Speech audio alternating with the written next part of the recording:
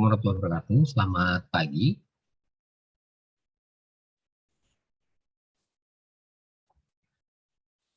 Halo, selamat pagi.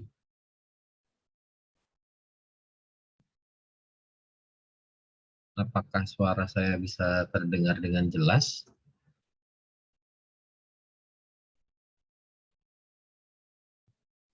Jelas, Pak. Baik, share screen saya sudah terlihat atau belum? Sudah, Pak. Oke, baik. Hari ini kita akan membahas topik terakhir ya, terkait dengan virtualisasi, tapi sebenarnya ini masih ada kaitan dengan yang kemarin-kemarin yang sudah kita bahas. Ada SDN, ada mungkin Anda pernah dapat cloud computing ya, itu juga termasuk. Kemudian juga di dalam sistem operasi ada virtualization atau virtualisasi. Nah, di sini lebih spesifik virtualisasi di network function atau NFV, network function virtualization.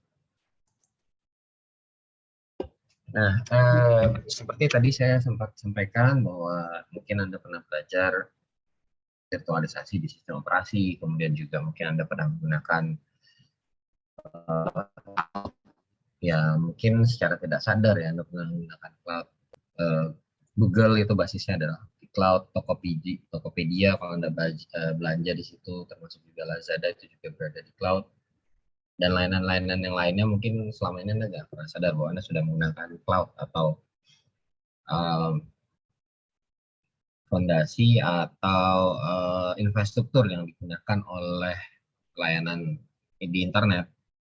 Mungkin sekarang hampir semua kayaknya itu basisnya menggunakan cloud. Nah, kenapa cloud? Karena pertama itu mudah dikelola ya, cloud itu mudah dikelola, kemudian juga cloud itu tidak menghabiskan investasi kita untuk menyediakan infrastruktur, jadi kita bisa fokus untuk benar-benar mendeliver konten. Untuk urusan infrastruktur, ada data centernya di mana, network device-nya di mana, servernya di mana, biarlah itu jadi urusan perusahaan yang penyedia layanan cloud, entah itu seperti AWS, Huawei, Tencent, Alibaba Cloud, Azure dari Microsoft, ataupun Oracle Cloud ya. Mereka cloud provider yang memang bisnisnya ataupun pekerjaannya ya menyediakan infrastruktur cloud. Kita yang mungkin baru terjun di dunia IT, mungkin bisnis kita bukan di cloud. Tujuan kita misalkan bikin aplikasi gitu ya. Aplikasi seperti anything lah, mobile misalkan, atau aplikasi yang berbasisnya machine learning. Nah, itu juga sudah tersedia di cloud. Kita tinggal pakai infrastruktur yang ada, ataupun kita bisa pakai kalau misalkan machine learning ada model yang bisa kita gunakan, kita tinggal gunakan. Bahkan di beberapa layanan cloud juga menyediakan dataset. Nah, hal ini hanya dimungkinkan kalau jaringan dan juga termasuk infrastruktur ya. Tentu saja kalau kita pernah belajar di sistem operasi kan ada virtualisasi juga. Jadi ini sistem operasinya berjalan di atas virtual machine, kemudian di atasnya ada aplikasi-aplikasi. Atau sebenarnya di atas virtual machine ini, di sininya sendiri itu ada sistem operasinya. Jadi sebagai contoh paling sederhana aja, kalau kita buka VirtualBox. Jadi kalau misalkan Anda punya VirtualBox, coba saya share full screen. Misalkan Anda punya VirtualBox ya, seperti ini, atau VMware. Nah, ini adalah virtualisasi. Kemudian VMware juga virtualisasi. Ya, ini sama dua-duanya. Ini adalah virtualisasi, tapi dia berjalannya di atas sistem operasi. Nah, di dalam virtualisasi seperti ini tentu saja ada fungsi network. Di sini kita bisa lihat ada network. Nah, ini ada network. Kita mau atur seperti apa network. Fungsinya pakai NAT, ya. Atau kita mau pakai bridge, atau pakai internal network yang tidak dihubungkan kemana-mana, dan yang lain-lain. Jadi, Ini salah satu virtualisasi fungsi-fungsi network. Tapi di sini sederhana ya, cuma ada bridge, NAT, kemudian kita mau bikin interface yang hanya bisa kita gunakan di dalam virtual box kita, tidak di-share ke luar. Nah, fungsi-fungsi tadilah yang kita bisa sebut dengan network function virtualization. Tentu saja selain bridge, kita juga bisa, tadi ada NAT ya, ada NAT itu juga bisa sebenarnya memvirtualisasikan yang lain. Banyak sekali sudah vendor yang bikin seperti Mikrotik ya misalnya. Mikrotik itu punya router yang memang cloud based ya. Jadi ini kita juga bisa lihat router di fungsinya dibuat virtualisasi. Ya, kalau ada bridge, tentu saja kalau di atasnya bridge ada switch. Switch ini istilah lainnya adalah multi-port bridge. Jadi kalau ada yang bilang multi-port bridge, itu adalah switch. Jadi ini sebagian kecil network function atau fungsi device jaringan komputer yang kita bisa virtualisasikan. Sekali lagi kalau Anda mau lihat virtualisasi itu ada di mana, Anda bisa tengok kembali mata kuliah sistem operasi, ada section yang terkait dengan virtualization. Ya, istilah lainnya mungkin juga bisa kita bilang adalah cloudification atau merubah segala sesuatu yang terkait dengan di sini misalkan jaringan kita rubah menjadi cloud. Jadi basisnya cloud itu adalah virtualization. Tanpa virtualization, cloud tidak akan bisa kita bentuk. Nah, asal muasalnya network function virtualization ini ada di sebenarnya sudah ada sejak lama ya, tapi kemudian mungkin didefinisikan kembali di dalam white paper yang disampaikan dalam conference OpenFlow ya. Jadi kemarin kita sudah belajar SDN, software defined network, ya termasuk juga di dalamnya network virtualization, network function virtualization, di mana tentu saja ini akan menjadi standar yang akan banyak diadopsi oleh banyak vendor di bidang jaringan komputer. Bukan hanya Huawei saja, tapi juga vendor-vendor besar lainnya seperti Cisco, Juniper, dan yang lain-lain. Dan mereka juga paham bahwa tidak mungkin bergantung pada merek mereka sendiri, karena jaringan komputer sekali lagi adalah protokol terbuka, sehingga perlu ada perlu ada jembatan. Karena kalau setting bahasanya kan CLI-nya beda-beda. Yang punya Mikrotik lain, punya Huawei lain, punya Cisco lain, punya Juniper lain. Padahal protokolnya terbuka, tapi komen untuk settingnya beda-beda. Nah, ini yang kemarin dijembatin dengan OpenFlow. Dan juga kita bisa lakukan programming ya. Kita bisa menghapus setting tadi dengan menggunakan software defined network. Sehingga seluruh device yang ada di dalam institusi kita, walaupun beda-beda merek, itu bisa kita kelola dengan satu interface saja, nggak perlu pindah-pindah ke yang lain. Asal masing-masing menggunakan protokol OpenFlow, ya anggap aja kita pakai protokol OpenFlow ya, walaupun bisa pakai API, tapi ya API tentu saja nanti agak ribet karena memang API itu ujung-ujungnya nanti yang mengacu ke CLI-nya masing-masing kalau pakai API, walaupun bisa ya. Jadi kita bisa mengintegrasikan dengan menggunakan API, tapi dalam standar yang berlaku biasa di dunia jaringan komputer ini sekarang mengacunya ke penggunaan OpenFlow. Nah, di tahun 2013 NFV atau Network Function Virtualization ini menyelesaikan standarnya ataupun formulasi standar dalam ETSI. Jadi ini ada standar requirement dan arsitektur di dalam. Nah, tujuan dari adanya NFV ini tadi kita sebenarnya sudah lihat ya di depan untuk memudahkan admin dalam proses manajemen, dalam proses maintenance, dan dalam hal-hal yang lainnya. Karena kalau device-nya banyak, kita settingin satu-satu atau kita kita kelola satu-satu tentu saja ribet. Atau kalau misalkan tadi perusahaan-perusahaan kayak Tokopedia, AirAsia, Garuda juga, dan yang lain-lain, perusahaan-perusahaan e-commerce yang lain, kalau misalkan mereka juga menyediakan infrastruktur jaringan mereka sendiri juga repot, mending di cloud kan. Pun kalau cloud juga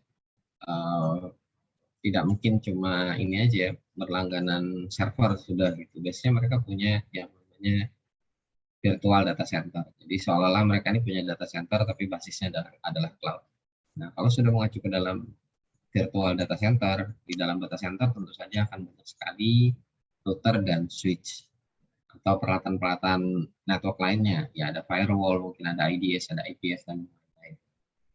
Kalau kita sudah mengacu pada sebuah data center, tentu saja akan banyak sekali network device yang ada di dalamnya. Nah, sehingga kalau adminnya sedikit, hal ini tentu akan membawa kerepotan yang sangat tinggi kalau misalkan ada something atau ada trouble atau ada deployment, ada pembuatan awal dari data centernya. Tentu saja ini akan sangat repot dan time consuming. Tapi kalau kita virtualisasikan, kalau kita jadikan dalam bentuk cloud, maka ini akan lebih cepat. Karena segala sesuatunya bisa dilakukan settingnya lewat browser, dan biasanya juga jauh lebih simpel dan lebih sederhana. Beberapa vendor itu menyediakan template, semacam template gitulah, memudahkan kita untuk mendeploy jaringan di dalam virtual data center. Atau ada beberapa function yang itu sudah built-in, jadi kita tinggal aktifkan saja. Jadi sesederhana itu kalau kita deploy virtual data center di dalam cloud. Nah, tadi juga sudah disebutkan, kita tidak perlu berinvestasi besar gitu ya, tidak perlu beli alat segala macam, karena sudah tersedia di dalam cloud, sehingga ini akan mengurangi, mereduksi biaya kita untuk berinvestasi. Dan juga tadi ada banyak template, ada banyak skema yang bisa kita gunakan di dalam cloud. Ini akan juga mengurangi biaya konstruksi untuk jaringan kita. Biaya pembangunan jaringan kita itu jadi lebih murah. Nah, dengan adanya kemudahan-kemudahan, dengan adanya berbagai macam skema atau fitur yang ditawarkan oleh berbagai penyedia cloud, ini tentu saja akan meningkatkan efisiensi dan juga kinerja dari jaringan kita. Mungkin dulu Anda pernah ikut flash sale di Lazada, mungkin ya. Awal-awal Xiaomi masih Redmi One S itu, kalau dia flash sale seluruh layanan yang lainnya terganggu, seluruh situsnya akan terganggu. Nah, dengan adanya cloud, gitu, kita bisa memisahkan untuk server flash sale dipisah sendiri, gitu. Jaringan flash sale dipisah sendiri, sehingga ketika flash sale terjadi, misalkan nanti ada 12-12 gitu ya. 12-12 flash sale akhir tahun itu, yang akan terbebani jaringannya ataupun servernya ya akan server khusus untuk flash sale saja atau jaringan flash sale saja, sehingga tidak akan mengganggu yang lain. Nah, ini juga lebih efisien karena begitu setelah flash sale, misalkan ini adalah jaringan dan ini server-server untuk flash sale gitu ya, dibikin load balance. Nah, ini tentu saja begitu setelah flash sale kan nggak kepake. Kalau di dalam cloud ini bisa di nonaktifkan atau bisa digunakan resource-nya ke sumber daya yang lain, ke aplikasi yang lain, sehingga nggak harus bayar atau di delete, di destroy, dihancurkan, karena ya sudah selesai gitu. Tinggal data-data pentingnya aja di backup. Jadi tidak perlu sewa berlama-lama gitu. Pas pada saat sebelum flash sale misalkan 3 hari di deploy, di tes, kemudian setelah flash sale 2 hari gitu ya, plus flash sale-nya gitu. Jadi ya seminggu lah anggap aja seperti itu akan jauh lebih hemat. Nah yang terakhir ya, karena semua protokol di dalam jaringan komputer itu terbuka dan juga harus bisa connect dengan jaringan ataupun network device yang lain, sehingga ini akan membawa ekosistem yang lebih terbuka. Bisa dibilang mungkin apa ya, proprietary itu agak apa ya, agak kurang bisa untuk berkembang kalau di dalam jaringan komputer. Karena apa? Karena memang namanya jaringan komputer mungkin ya, ini dalam artian mungkin yang protokol proprietary itu memang bagus ya. Cisco punya protokol proprietary-nya, Mikrotik punya, Huawei juga punya protokol-protokol jaringan yang proprietary milik mereka masing-masing, dan memang sangat baik sekali ya, dibanding dengan protokol-protokol yang terbuka. Tapi belum tentu kita punya uang buat beli device yang sama kan, atau belum tentu juga kebijakan kantor misalkan mengizinkan kita untuk hanya bergantung satu vendor saja. Dan memang biasanya kalau di dalam prinsip data center atau prinsip yang baik terkait dengan implementasi jaringan komputer, kita tidak boleh bergantung hanya satu vendor saja. Kenapa? Karena kalau vendornya bangkrut gitu, tutup buku gitu, atau gulung tikar, terus kita mau beli device lagi ke mana gitu. Padahal kita ada banyak pakai protokol tertutupnya, proprietary-nya, sehingga jaringan kita akan mandek suatu saat, nggak akan bisa berkembang. Tapi kalau kita pakai jaringan yang terbuka atau open protokol atau public protokol, maka mau pakai merek apapun ya nggak ada masalah gitu. Dan juga kemungkinan besar untuk support dalam jangka panjang itu juga jauh lebih baik, karena ya protokolnya dikembangkan oleh banyak pihak. Jadi akan banyak pihak juga yang berusaha untuk mempertahankan atau mendukung keberlangsungan protokol tersebut. Ya, ini yang kita bisa manfaatkan atau benefit dari open ecosystem. Ekosistemnya terbuka. Ya, siapa saja boleh mengembangkan, siapa saja boleh memakai. Ini juga spirit yang mirip dengan open source ya. Siapa saja boleh pakai, siapa saja boleh modifikasi, siapa saja boleh berkontribusi demi kemajuan sebuah teknologi. Modelnya seperti itu. Ada berapa faktor kunci teknologi dalam NFV ya, virtualization atau virtualisasi ini salah satunya, dan ini merupakan kunci utama istilahnya seperti itu. Tidak akan mungkin kita bisa membuat cloud kalau tidak ada virtualisasi. Nah, tadi juga kita sudah lihat bahwa paling sederhana fungsi virtualisasi tadi ada kita temukan di sini dalam VirtualBox. Ada bridge, ada network address translation, dan yang lain-lain. Ya, ini juga bahkan mereka mulai punya cloud network, ya, tapi ini masih eksperimental. Saya juga belum nyoba karena belum lihat seperti apa sih kalau kita cloudkan di dalam VirtualBox. Tapi sebenarnya kalau kita menggunakan virtualisasi ya sebenarnya secara langsung sudah memulai cloudification atau memulai cloud.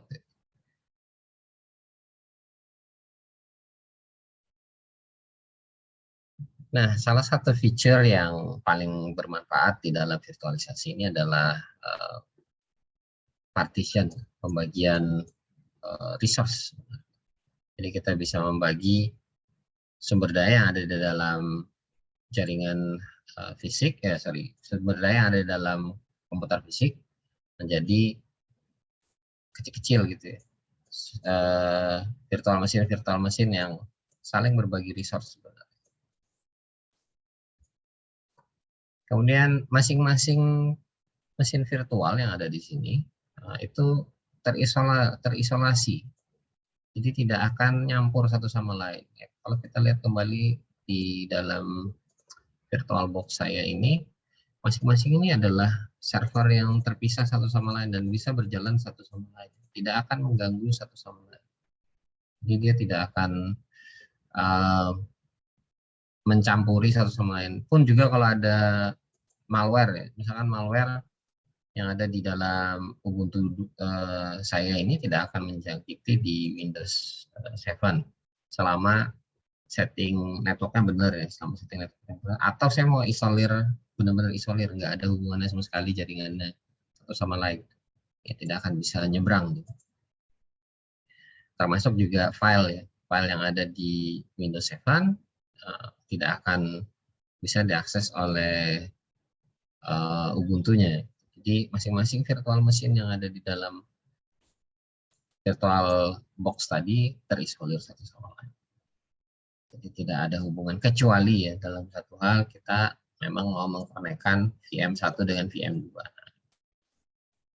Aslinya sih terpisah satu sama lain, tapi kalau misalkan kita gabungkan gitu, VM1, VM2 kita bridge kan, kita taruh bridge di sini atau kita masukkan dalam satu jaringan yang sama, maka ya ini tentu saja kita bisa melakukan pertukaran file di sini. Kalau bisa melakukan pertukaran file, kemungkinan juga bisa ada pertukaran malware dan yang lain-lain. Kemudian ini tadi yang sudah saya sampaikan, di dalam sebuah VM, masing-masing punya file sistemnya sendiri-sendiri. Masing-masing tidak akan tercampur satu sama lain. Dan secara hardware juga dia akan independen.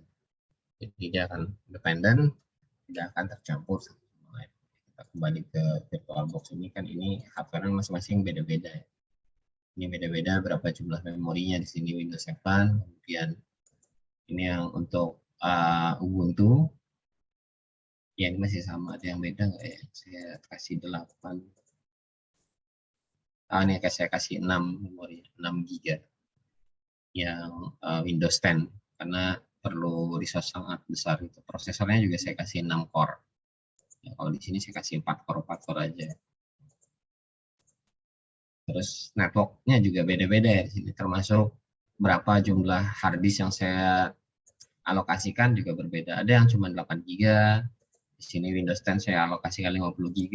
Kemudian untuk Ubuntu server di sini saya kasih 30 GB dan lain-lain. Tentu saja punya alokasi hardware yang berbeda-beda atau independen satu sama lain.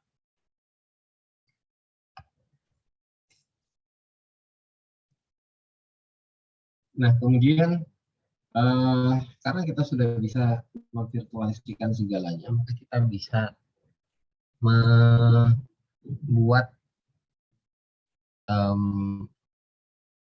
cloud. Kita bisa mengarahkan virtualisasi ini menjadi layanan cloud. Contoh paling sederhana, mungkin Anda pernah pakai Google Drive. Google Drive itu kan sebenarnya hard disk. Seolah kita punya hard disk yang ada di internet. Seolah kita punya tempat untuk menyimpan file apapun lah bisa kita simpan di dalam Google Cloud.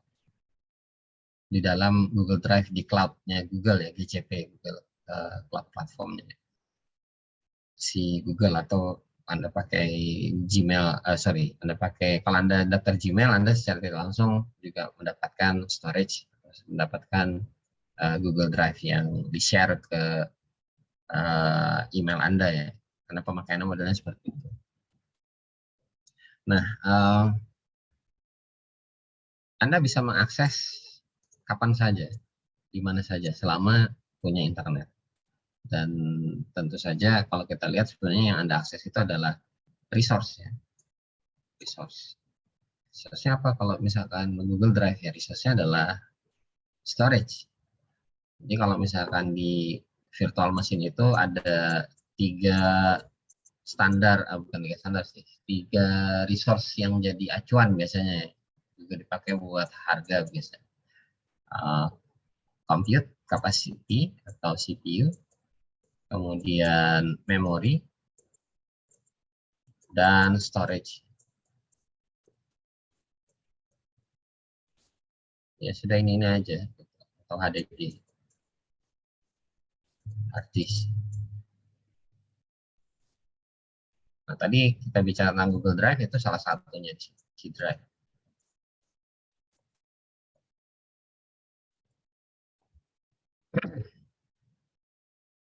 Di Google-nya sendiri mungkin storage-nya besar gitu. Bukan hanya tera-teraan, tapi juga mungkin sudah lebih dari itu. Itu kan sebenarnya pool, research pool.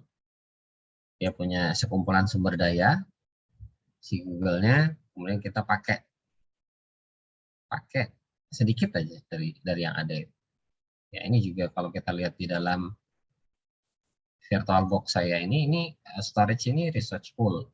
Saya punya sekian tera misalnya, atau saya punya sekian giga gitu ya. Saya mau pakai sekian-sekian buat di Windows, sekian buat di Elementary OS, sekian buat di Ubuntu, di OS Geo, dan di Windows 7. Ya, ini beda-beda storage-nya. Nah, di Google juga gitu, dia punya research pool, dia punya sumber daya yang dikumpulkan, kemudian bisa dijual atau bisa di-sharing kepada Anda sebagai pengguna Google Drive. Anda bisa pakai dimanapun, kapanpun dengan syarat modalnya cuma browser dan koneksi. Nah, sehingga dengan ini akan mempercepat kita juga ya. Kita tidak perlu repot-repot harus bawa flash disk atau bawa hard disk, cukup simpan di Google Drive. Kalau ada teman Anda mau sharing, minta sharing file Anda, nanti tinggal kirimkan linknya, kemudian dia bisa download. Nah, itu kan jauh lebih cepat. Dari situ aja kita bisa sadar bahwa itu sangat cepat dalam hal berbagi resource. Apalagi kalau kita pakai untuk provisioning atau untuk tahap awal dalam pengembangan data center kita atau untuk pengembangan jaringan kita yang berbasis cloud. Ya, ini tentu saja akan jauh-jauh mempercepat segala konfigurasi awal ataupun setting di awal. Kemudian juga dalam cloud ini kan kita sebenarnya beli ya, Anda itu beli kalau misalkan pakai Google, pakai Gmail, pakai layanan-layanan dari Google lah, ya terutama Gmail. Sebenarnya itu beli. Mungkin kelihatannya aja gratis, tapi sebenarnya itu dibayar dengan data Anda. Jadi data-data Anda yang ada di email dan layanan-layanan Google lainnya, termasuk juga kalau Anda pakai layanan Facebook dan juga sosial media yang lainnya, itu sebenarnya tidak ada yang gratis. Semua itu Anda bayar dengan data Anda. Data Anda digunakan apa oleh Google, oleh Facebook, dan juga layanan sosial media yang lain gitu. Ya, data Anda itu akan dijual ke perusahaan-perusahaan yang biasanya menaruh apa ya, ingin menaruh iklannya di Google lah. Jadi Google, Facebook, pendapatan terbesarnya masih dalam bentuk iklan. Jadi Anda itu dijual ke perusahaan-perusahaan tersebut, nanti perusahaan tersebut akan mengiklankan produk-produknya kepada Anda. Bisa lewat email, bisa lewat sosial media, atau di Instagram itu kadang ada iklan-iklan, ada kalau Anda nonton di YouTube juga ada iklan. Nah, itu sebenarnya adalah jualannya mereka. Jadi masih pendapatan terbesar dari Google dan Facebook itu adalah di jualan iklan. Dari mana dia menjualnya? Ya dari ke Anda dan juga dari data-data Anda. Iklan bertarget lah istilahnya. Jadi kalau Anda menggunakan layanan Google, Facebook, sepertinya gratis, sebenarnya tidak. Mata uang sekarang itu adalah data. Jadi data Anda itu adalah duit oleh Google, Facebook, dan layanan-layanan yang dalam tanda kutip gratis yang ada di internet. Nah, kalau Anda membeli layanan tadi, ya sebenarnya ya tadi membeli dengan data Anda, berarti kan ada on-demand self-service. Artinya Anda secara pribadi, Anda membuka akun di Google atau di Facebook, itu kan self-service, on-demand, dengan keinginan Anda sendiri. Ya bisa juga kalau misalkan kayak saya gitu, saya tidak menggunakan Gmail yang gratisan, nah saya pakai Gmail yang berbayar tiap tahunnya. Saya bisa mengalokasikan berapa storage yang mau saya beli gitu, atau layanan yang mana dari Gmail itu yang mau saya gunakan. Nah, itu juga on demand self service ya istilahnya. Jadi bagaimana kita memilih service yang mau kita gunakan sesuai dengan budget yang ada. setelah kita beli, tentu saja kita bisa mengakses dari mana saja, kapan saja, dengan syarat kita punya browser, kita punya koneksi internet. Kemudian yang lain-lain yang terkait dengan infrastruktur, tadi sudah saya jelaskan, resource pooling, di mana si cloud ini tentu saja punya sekumpulan resource, ini resource-nya tadi. Ya, yang lain-lain tentu saja ada network, ada load balance, dan ada fungsi-fungsi lain dari komputasi. Kemudian rapid elasticity, artinya yang tadi di depan saya sampaikan, kalau misalkan ada flash sale gitu ya, kita tambahin servernya, jadi yang tadinya flash sale mungkin cuma cukup 2, tahun ini jadi 3 gitu. Tapi kalau misalkan kita nggak perlu, kita destroy instance-nya, atau kita nonaktifkan, gitu. Atau kita alihkan ke service ataupun penggunaan kebutuhan server untuk layanan yang lain. Nah, ini elastis ya, sifatnya cloud itu seperti itu. Tidak harus kita gunakan terus-menerus gitu. Ya tergantung kebutuhan. Nggak perlu ya destroy gitu, atau dinonaktifkan. Kalau perlu tambahan ya tambahin gitu. Baik itu scale out maupun scale up. Ditambahin jumlahnya atau dinaikkan kapasitasnya. Jadi kalau kita kurang dari jumlahnya, dari 2 server jadi 3 server. Atau kalau kita mau scale up, kita naikkan kapasitasnya, yang tadinya server CPU-nya cuma 1, kita tambah jadi 2. Kita naikkan memorinya dari 8 jadi 16, nah itu dinaikkan scale up. Kemudian yang namanya cloud, ada hitung-hitungan harganya, tentu saja servisnya harus terukur. Berapa giga data yang sudah masuk, berapa tera hard disk yang kita gunakan, kemudian berapa jumlah CPU yang mau kita pakai, dan yang lain-lain, semua tentu saja terukur. Semua service yang ada ini measured, atau bisa diukur, dan tagihannya berdasarkan dari ukuran tadi. Berapa jumlah CPU yang dipakai, berapa kapasitas memori yang dipakai, berapa hard disk yang kita gunakan di dalam virtual machine kita, ini semua pastinya terukur.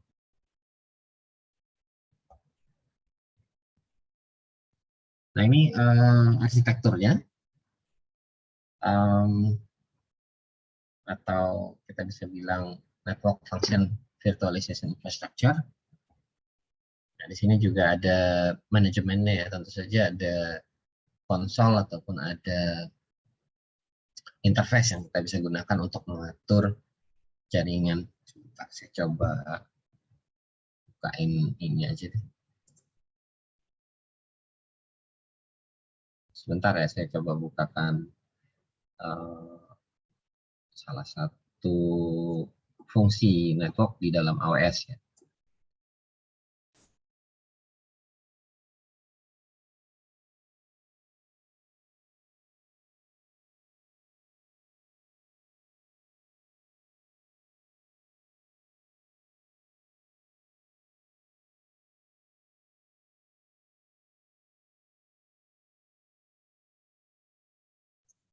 AWS ini salah satu pemain besar dalam bidang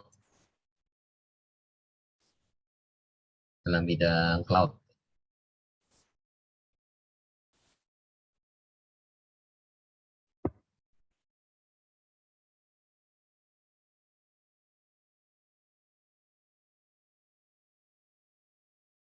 Dan kebetulan juga saya lumayan lama pakai AWS.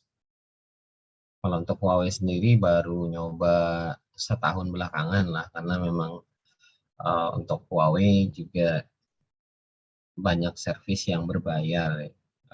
Baru-baru saja servisnya ini kita diberikan kredit khusus. Nah, ini adalah servis atau layanan yang ada di dalam AWS. Tadi saya mau lihatkan network ya. Ya, ini adalah network. Ya, jadi ini adalah servis-servis di dalam jaringan atau network function. Ini salah satu saja yang ada di salah satu service, maksudnya network dan content delivery ini service network yang ada di dalam AWS.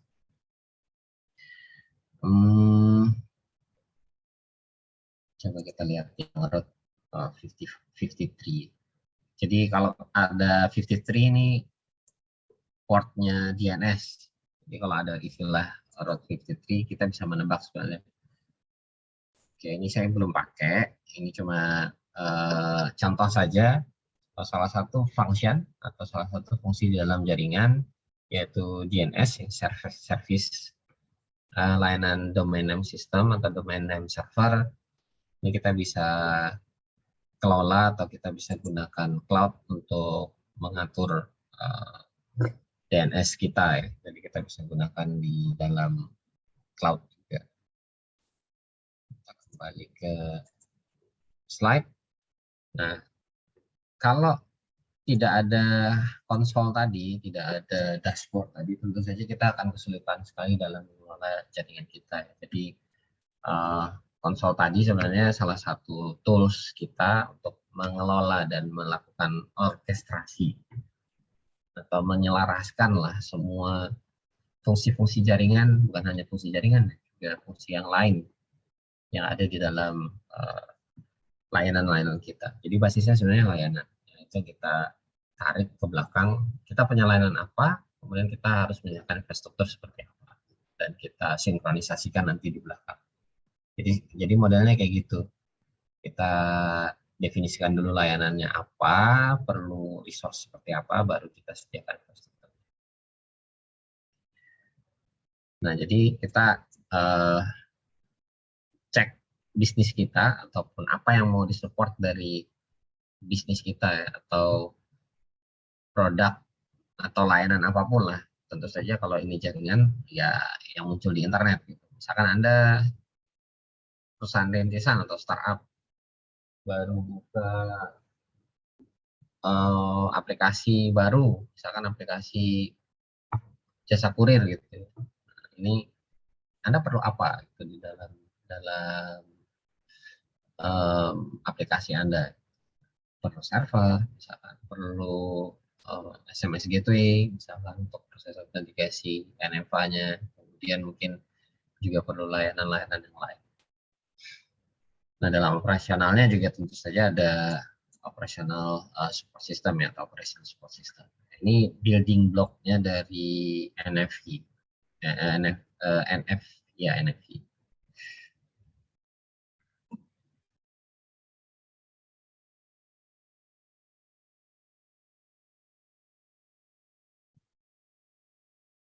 Nah, ETSI yang tadi yang menetapkan standar NFV menyajikan atau menyampaikan bahwa dalam sebuah arsitektur NFV paling tidak ada komponen-komponen ini. Ada functionnya sendiri, kemudian ada arsitekturnya, dan ada konsol untuk mengelola atau konsol untuk orkestrasi. Sebenarnya tadi sudah kita lihat ya, dalam AWS tadi. Sebentar, saya coba bukain yang punyanya Huawei.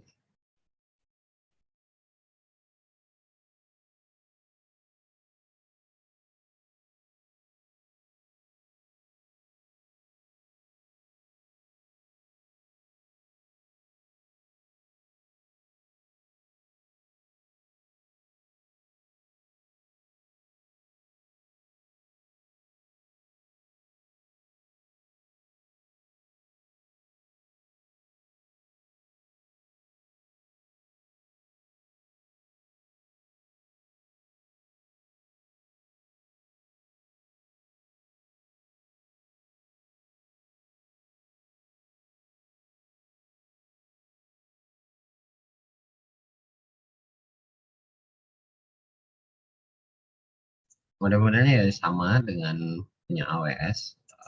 Ada sebelah kiri menunya, ada service-nya. Ini manajemen konsol ya sebenarnya. Kita mau lihat service. Kemudian di Huawei juga sama, sebelah kiri ada menu-menunya, kemudian yang Anda hadapi isi dari menunya.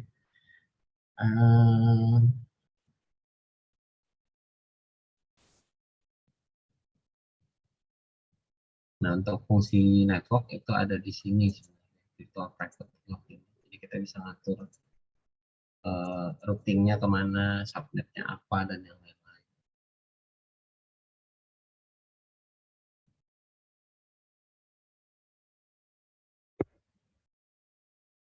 NAT juga ada di sini, load balance dan yang lain-lain. Ada ACL, access control. Kita bisa atur di sini di network console kita kalau di Huawei. Ya, ini tadi anggap saja sama dengan manonya. Nah, kemudian kita bisa hubungkan virtual mesin kita tadi itu dengan fungsi jaringan kita. Kita mau apakan? Kita mau buat dia bisa mengakses dunia luar atau mengakses ke internet, atau dia hanya bisa diakses di dalam jaringan cloud itu saja. Misalkan kayak database gitu ya. Kita punya database, itu biasanya database tidak perlu diakses langsung dari luar. Jadi kalau kita punya di sini web server, kemudian di sini adalah database. Nah, biasanya database ke web server ini aksesnya adalah lokal. Tapi orang mengakses web server tidak bisa secara langsung. Jadi orang akan akses database itu sebenarnya dari front end-nya adalah web servernya. Jadi tidak boleh yang ini LAN. Ya, saya kasih warna biru. Yang ini LAN ya. Yang arah keluar yang ke internet saya kasih warna hijau deh. Ya, dari sini keluar itu warna hijau. Nah, modelnya seperti itu. Jadi kita bisa atur di virtualisasi kita seperti itu.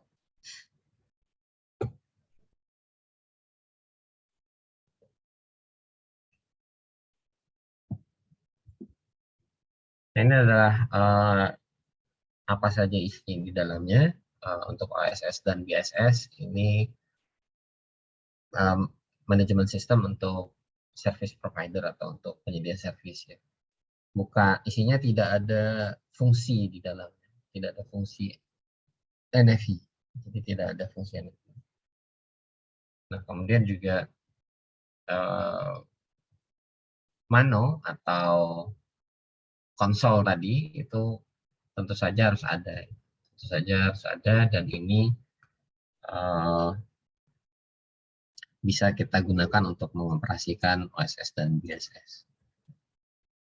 Kemudian tadi mano, sederhananya konsol, bilang aja konsol. Jadi kalau di cloud mungkin Anda nggak ketemu istilah mano, atau Anda tidak akan ketemu istilah, bisa jadi tidak ketemu istilah NFV. Anda akan ketemu model-model, ya ini bahasa apa ya, istilahnya bahasa yang disederhanakan lah di sini. Ya, jadi kayak virtual private cloud gitu. Kemudian network console atau konsol ya istilahnya di sini konsol. Kalau Anda nanti ketemu di atas ini ada, nah ini konsol gitu. Istilahnya konsol.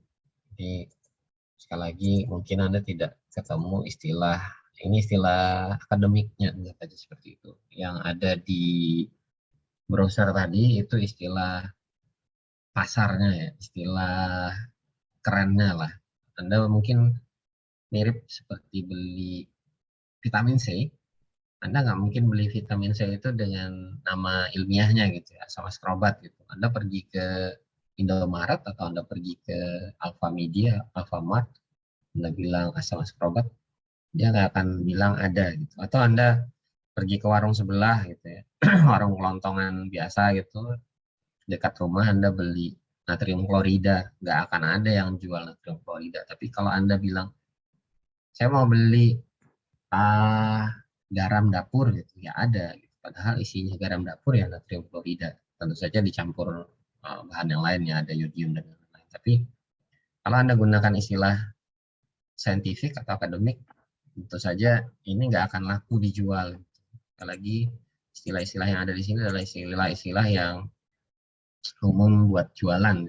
kasarannya kayak gitulah. Karena kan sekali lagi pemakai cloud di sini bukan hanya orang akademik, tapi juga kebanyakan orang-orang yang bisa jadi latar belakangnya bukan di bidang IT dan lebih familiar dengan istilah yang jauh lebih sederhana. Ini semua sudah disederhanakan sebenarnya di sini. Istilah-istilah ini sudah sudah jamak diketahui oleh banyak orang, itu bukan hanya orang IT saja. Jadi kenapa istilah di situ lebih sederhana ya karena pertimbangannya seperti itu. Tidak ada istilah mano di situ. Ya Anda akan ketemunya apa? Konsol. Nah, dalam konsol ini tentu saja Anda akan ketemu banyak sekali. Ada buat config, ada buat shutdown, destroy, service, dan segala macam. Kemudian VNF, ya ini merefer atau mengacu kepada virtualnya dan juga ke service-service yang divirtualisasikan. Kemudian NFV, infrastructure. Di sini tentu saja ada hardware dan ada virtualization layer. Yang kita virtualisasikan ini hardware ya. Jadi kalau kita kembali ke VirtualBox tadi, ini sebenarnya yang divirtualisasikan di sini kalau untuk networknya ini adalah hardware. Jadi ada hardware aslinya. Nah ini kalau ini adalah software, kita mau mengemulasikan apa di sini? Atau kita mau memvirtualisasikan apa? Bridge misalkan. Ya virtualisasinya dalam bentuk bridge. Hardware-nya apa yang di-attach ke situ? Jadi hardware-nya apa? Apakah Ethernet card atau Wi-Fi adapter. Jadi selalu ada pasangannya. Kemudian ini tipikal virtualisasinya atau fungsi yang divirtualisasikan itu seperti apa. Jadi dia seolah-olah berjalannya seperti ini modelnya. Dan parameter-parameter yang lain. Nah, jadi ada hardware mengacu ke fisik, kemudian virtualisasi, kita mau bikin fungsi apa? NAT, routing, DNS, firewall, dan yang lain-lain. Ya, ini kalau disebutkan di sini virtualisasi diimplementasi by hypervisor, VirtualBox salah satu hypervisor, Proxmox itu hypervisor, VMware itu hypervisor, QEMU itu juga hypervisor, dan yang lain-lain. Ini Anda bisa ikut track cloud. Kalau di Huawei ada cloud, bisa ikutin di situ, atau di mata kuliah juga ada mata kuliah cloud. Anda juga bisa ambil di situ. Sejarah asalnya kalau mau tahu tentang hypervisor atau virtualisasi, Anda ambil di sistem operasi. Buka kembali buku sistem operasi. Nah, ini adalah interface-nya, bisa Anda baca sendiri. Mungkin sehari tidak akan cukup untuk menghafal semuanya ataupun membahas satu persatu, cukup Anda baca saja. Kemudian Huawei sendiri ini punya berbagai macam solusi sebenarnya network function. Tadi juga sudah kita lihat sebenarnya ya. Di sini itu kita bisa lihat sebenarnya. Ya, ini adalah contoh sederhana saja dari fungsi-fungsi network yang ada di Huawei, solusi dari Huawei Cloud.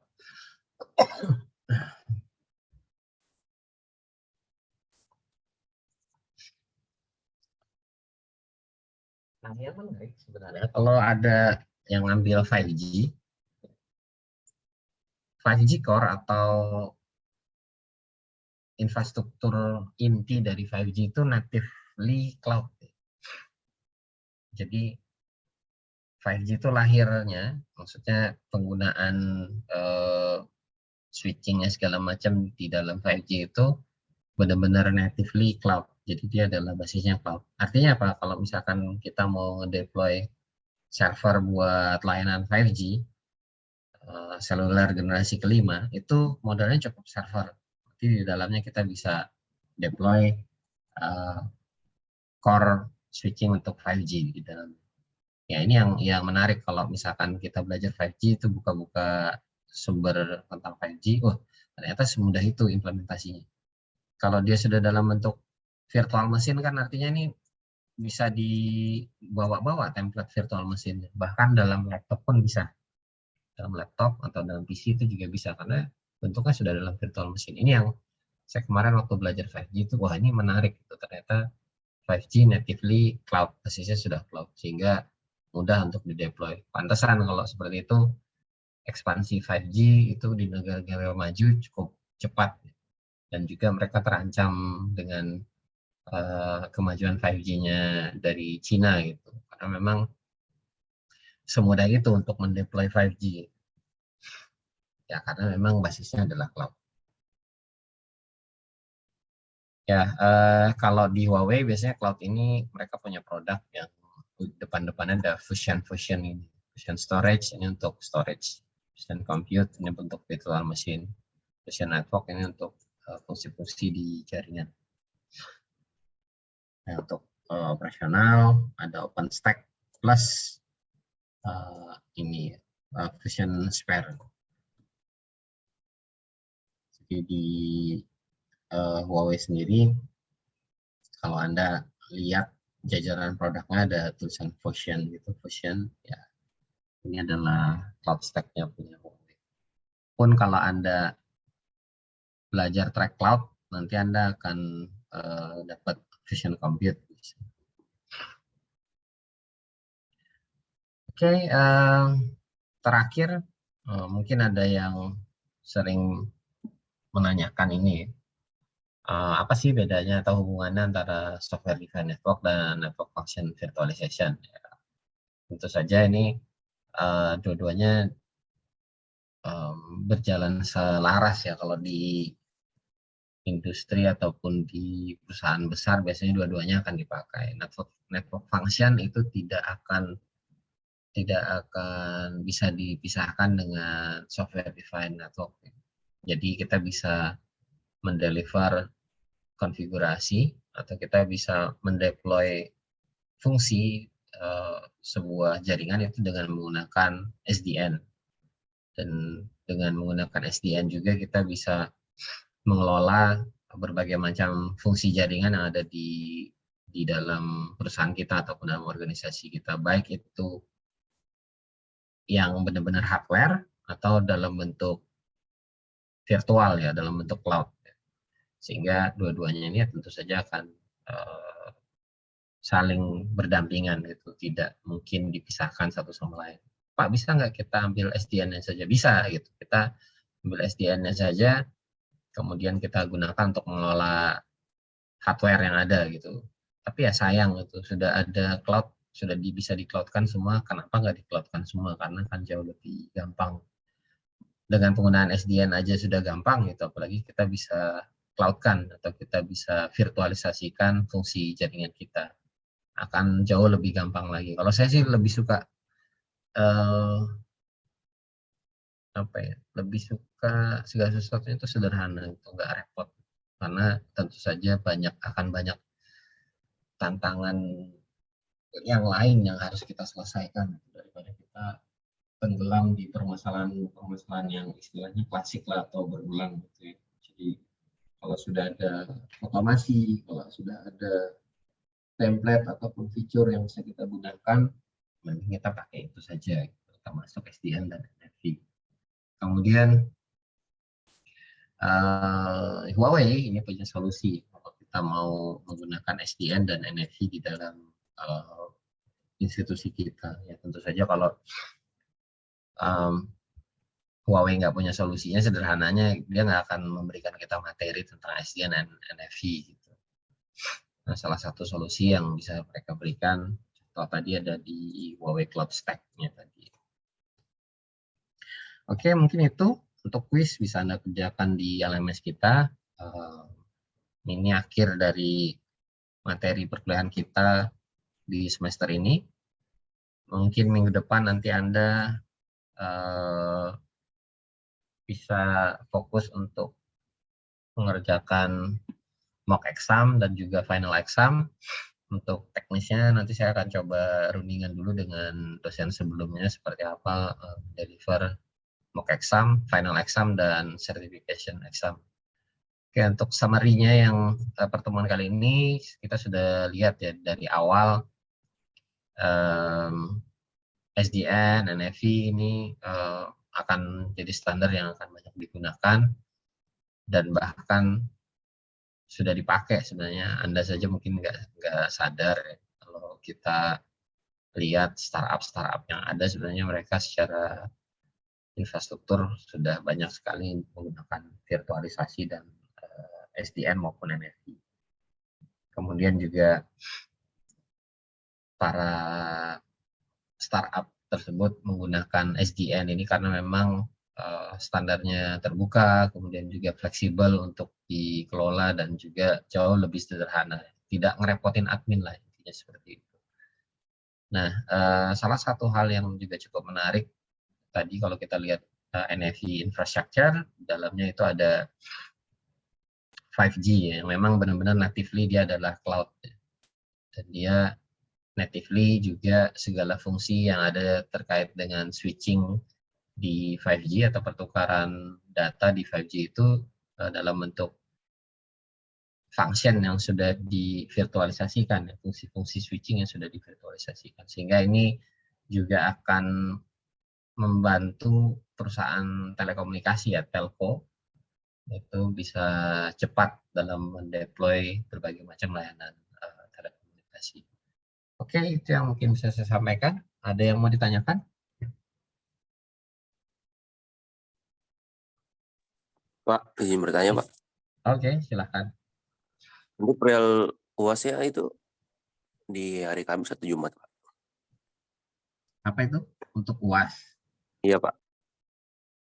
Minggu depan kemungkinan, kalau nggak hari Kamis ya hari Jumat. Tapi sepertinya sih untuk UAS dan UTS dan yang lain-lain examnya mungkin polanya agak lain ya, tidak terjadwal. Jadi saya belum rundingan dengan dosen yang satunya.